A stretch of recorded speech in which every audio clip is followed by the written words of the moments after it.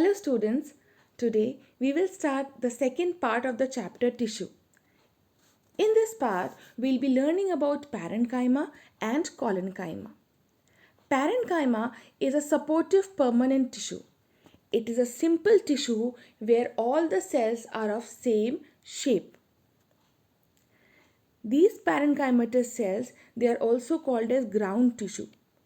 It is the most common and the least specialized tissue found in the non-woody or soft areas of the stem, roots, leaves, flowers and fruits.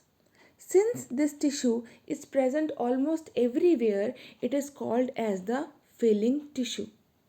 The cell wall of parenchyma is made up of cellulose and the cells are isodiametric.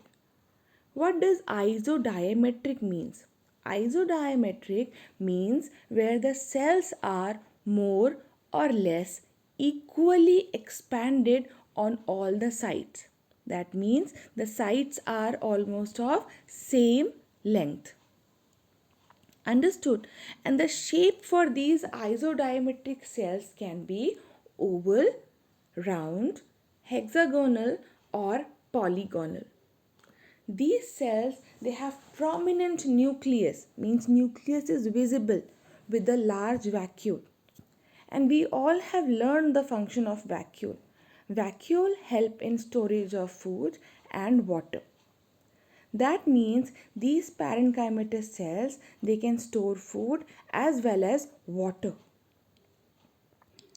Parenchymas, they have presence of the intercellular spaces. Understood? So these cells are loosely held to provide the intercellular spaces. Parenchymas can be of two types. There are two specialized type of parenchyma, chlorenchyma and arenchyma. If parenchymatous cells, they have presence of chlorophyll, they are called as chlorenchyma. And if these parenchymatous cells, they have presence of air cavities in them, they are called as arenchyma. This is the microscopic view of the section of a stem which has presence of arenchyma. So if there are presence of the air cavities, how can it help the plants? Presence of air cavity helps the plant to float on the surface of water. That means presence of arenchyma provides buoyancy to the plant.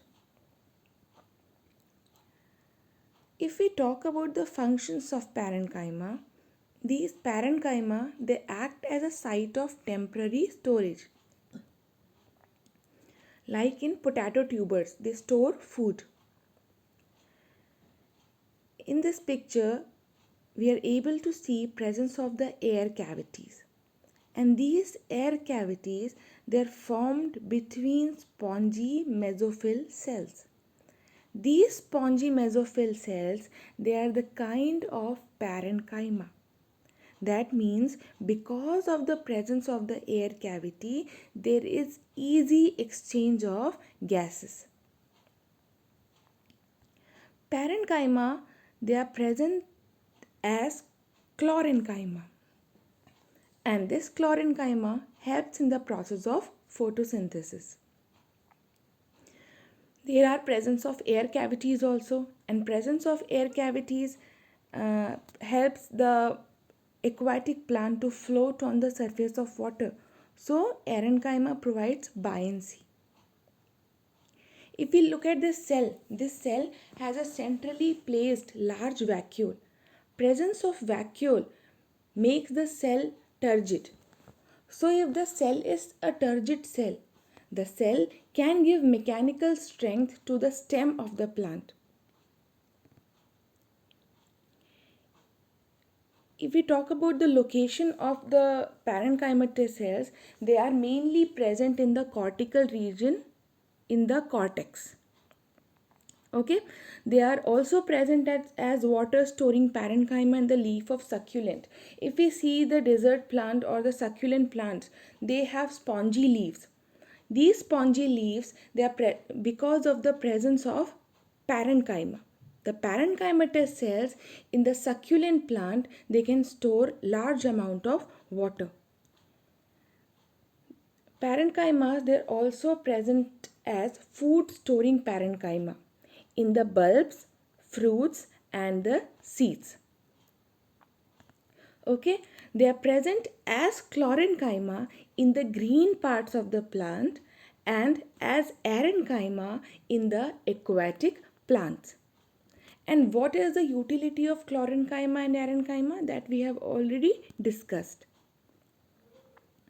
Now the next supportive tissue is the collenchyma. Collenchyma is different from chlorenchyma that we have studied under parenchyma. Collenchyma is again a supportive tissue. The cells in collenchyma, they are oval or hexagonal. They are irregularly thick at the corners. And they are irregularly thick because of the deposition of pectin. See, the cell wall of collenchyma has presence of cellulose and pectin.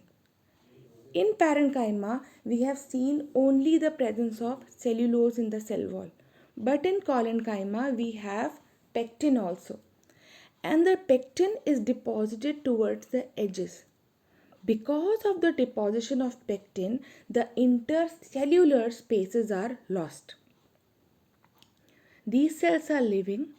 Although the intercellular spaces are lost between the cells, yet the cells are in contact to each other for easy exchange of substances.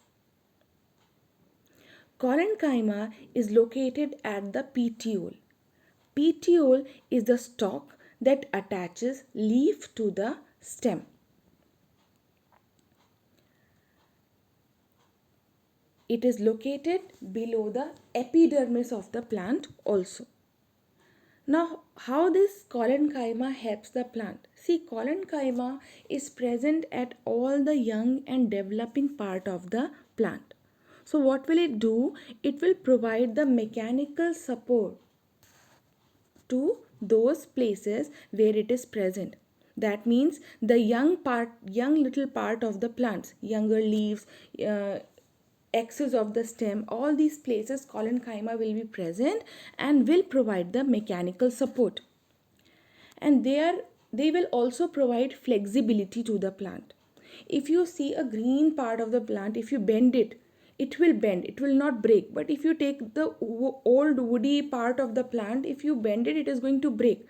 That means the younger part of the plant, they have bulk of collenchyma, and this collenchyma provides flexibility to the plant.